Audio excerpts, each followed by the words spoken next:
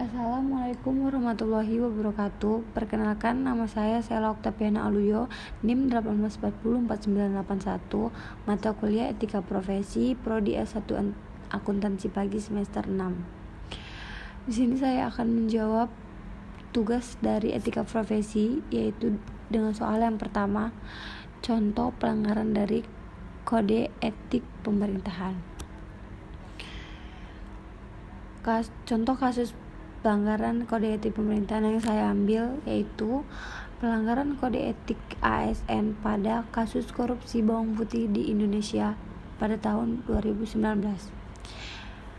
Indonesia masuk menjadi negara nomor 3 dengan tingkat kasus korupsi tinggi di Asia. Hal tersebut didukung fakta di lapangan, di mana masih terdapat banyak oknum ASN yang menyalahgunakan jabatan dan kewenangannya dengan tujuan memperkaya diri mereka sendiri. Sebagai abdi negara dan pegawai pemerintahan, ASN memiliki peranan penting dalam turut serta membantu menjalankan roda pemerintahan secara terstruktur dan profesional. Kasus impor bawang putih ini melibatkan berbagai pihak, baik pemerintahan berupa Komisi 6 DPR sebagai tersangka dan Kementerian Perdagangan sebagai saksi maupun swasta, yaitu PT Cahaya Sakti Agro yang bergerak di bidang pertanian juga sebagai tersangka. Dari analisis yang dilakukan, diperoleh hasil bawah terdapat kurangnya akuntabilitas dan transparansi kepada publik mengenai kebijakan yang diambil oleh Kementerian Perdagangan, sehingga perlunya pemberian sanksi terhadap pelanggaran kode etik kepada ASN. Dalam kode etik sering dihadapkan pada situasi di mana masalah kompleks muncul ketika menentukan perilaku mana yang memenuhi persyaratan etika profesi. Pada saat yang sama, perilaku dalam pengembangan profesional mungkin memiliki dampak negatif yang signifikan pada konsumen. Fakta yang dijelaskan di atas menunjukkan bahwa para profesional itu sendiri membutuhkan kriteria objektif yang lebih spesifik untuk perilaku profesionalnya. Oleh karena itu, dalam diri praktisi profesional itu sendiri muncul seperangkat aturan perilaku sebagai pedoman yang harus diikuti saat menjalankan profesinya. Seperangkat aturan ini disebut kode etik profesi, biasanya disebut dengan kode etik dan bisa tertulis atau tidak. Korupsi merupakan penyalahgunaan kekuasaan dengan melanggar tanggung jawab dan tujuan untuk menerima manfaat baik secara langsung maupun tidak langsung. Meningkatnya kemampuan birokrat dalam mengelola informasi dan bertindak selektif terhadap informasi akan meningkatkan laju korupsi. Sedangkan korupsi juga akan meningkat dengan berkurangnya sistem transparansi dan pengawasan oleh pengawas di publik. Dengan mengurangi investasi, korupsi dapat mengurangi pertumbuhan ekonomi, mendistorsi pengeluaran pemerintahan dan alokasi sumber daya, melemahkan institusi publik dan penegakan hukum, menurunkan distribusi pendapatan sumber daya manusia ahli langsung untuk kegiatan pencarian rente, dan meningkatkan inefisiensi ekonomi, ketidakpastian politik, dan ketidakstabilan politik. Aktivitas impor pangan di Indonesia. Untuk mendukung dan memajukan impor pangan dari luar negeri, maka pemerintah mengatur, mengawasi, membina, dan mengendalikan dengan sebuah kebijakan, sedangkan masyarakat menyelenggarakan produksi, penyediaan, perdagangan, distribusi, dan serentak. Dengan kebijakan tersebut, semakin mudahnya mengimpor pangan dari luar, dan Indonesia semakin bergantung pada impor dari pangan dari luar. Pemerintahan juga dapat merumuskan kebijakan perdagangan internasional melalui kebijakan impor. Pemerintahan dapat mempengaruhi struktur, komposisi, dan stabilitas perusahaan untuk melindungi dan mendorong perekonomian dalam negeri dan menghemat devisa. Namun demikian, pangan yang disetujui masyarakat, terutama yang memiliki lahan pertanian, tidak selalu bisa didatangkan dari luar.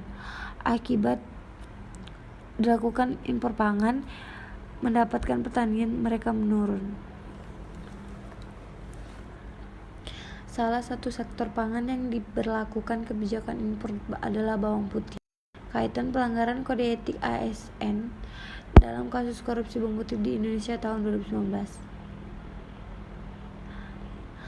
Per tahun 2019, ICW menyatakan bahwa dari total 271 kasus korupsi yang terjadi selama tahun 2019 dan 580 orang yang ditetapkan sebagai tersangka, sebanyak 213 tersangka merupakan pegawai ASN dengan didominasikan kasus suap, kerugian negara dan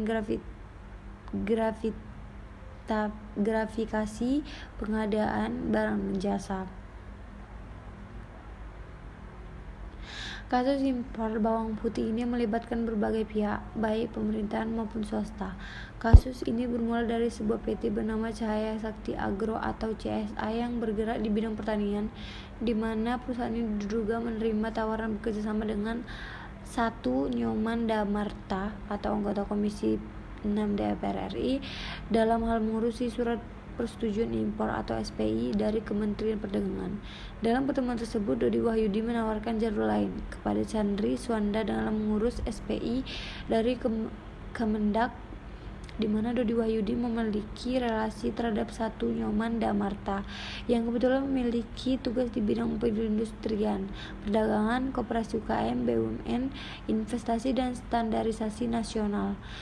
Dari hasil kesepakatan, satu Nyoman Damarta mendapatkan fee sebesar 3,6 miliar dan Mirawati Basri serta komitmen fee sebesar Rp 1.700 hingga sampai 1.800 dari setiap kilogram bawang putih yang diimpor.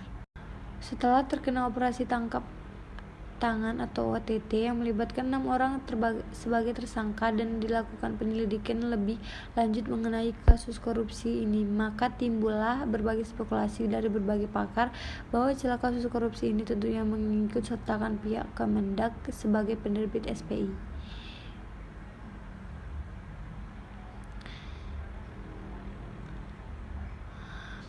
Berdasarkan UU 05 tahun 2004 tentang aparatur sipil negara atau ASN, Kemendak sebagai bagian dari ASN seharusnya mengikuti kode etik yang berlaku. Jika ditinjau dari kasus ini, maka Kemendak sebagai penerbit SPI bertugas merumuskan apa yang memang dibutuhkan bagi masyarakat, bukan berdasarkan kepentingan individu atau kelompok saja. Sudah menjadi kewajiban ASN untuk bersih dari praktek korupsi, kolusi, dan nepotisme atau KKN, di mana Kemendak sebagai pelayan publik harus berupaya untuk meningkatkan kesetiaan, ketaatan, dan pengabdian bagi negara.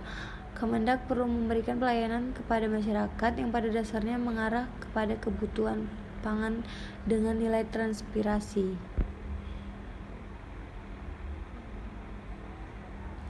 Maka dari itu perlu menambahkan poin-poin penting pada sanksi dari pelanggaran kode etik, yaitu pencabutan hak politik dan larangan untuk menjabat lagi di semua aspek pemerintahan terhadap tersangka ASN yang terbukti tidak amanah dalam menjalankan hak dan kewajibannya sebagai pelayanan publik. Lanjut, yang kedua yaitu contoh dari evaluasi terhadap kode perilaku korporasi. Contoh kasus yang saya ambil yaitu kasus Bernard Madoff yang mengguncangkan dunia ketika ia diberitakan menyerahkan diri dan mengakui bahwa telah melakukan fraud sebesar 50 miliar atau setara dengan 550 triliun yang menjadikannya fraud terbesar sepanjang sejarah. Skema penipuan yang dilakukan Madoff ini adalah berupa skema investasi di mana ia menjanjikan return tertentu bagi investornya. Padahal kenyataannya investasinya tidak menguntungkan dan serupa dengan sistem money game atau gali lubang tutup lubang, di mana investor dibayar dengan setoran dari investor baru. Pihak yang menjadi korban Madoff tidak tanggung-tanggung, yakni institusi-institusi finansial seperti HSBC, Fortis, BNP Paribas, Royal Bank of Scotland yang terpaksa menelan kerugian miliaran dolar dari fraud ini. Mengapa ini bisa terjadi? Hal ini terjadi karena kepercayaan terhadap figur dan reputasi seseorang, yaitu Madoff, menjadikannya banyak institusi lalai melakukan manajemen risiko terhadap investasinya. Kemudian Satyam yang dijuluki dengan Enron India karena kasus yang mirip, yakni melakukan manipulasi terhadap laporan keuangan, mulai dari melaporkan pendapatan yang jauh lebih besar dari aktual, pencatatan kas yang sebagian besar fiktif, serta pengakuan utang yang jauh lebih kecil. Kasus ini merupakan contoh absennya good corporate governance dan gagal terdeteksi oleh auditor dan regulator. Untuk mewujudkan good corporate governance atau GCG di PT Semen Batu Baja Perseroan telah membekali buku pedoman tata kelola perusahaan dan pedoman perilaku atau Code of Conduct kepada sekolah karyawan sebagai stakeholders yang dijadikan pedoman pelaksanaan tata kelola perusahaan yang baik. Di samping itu, pengelola good corporate governance bekerjasama dengan pengelola audit internal untuk memantau pelaksanaan tata kelola perusahaan yang diimplementasikan di seluruh jajaran perusahaan atau dengan sistem self-assessment.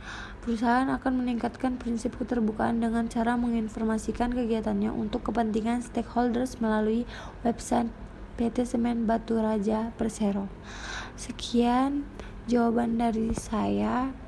Lebih dan kurang saya ucapkan maaf dan terima kasih. Wassalam.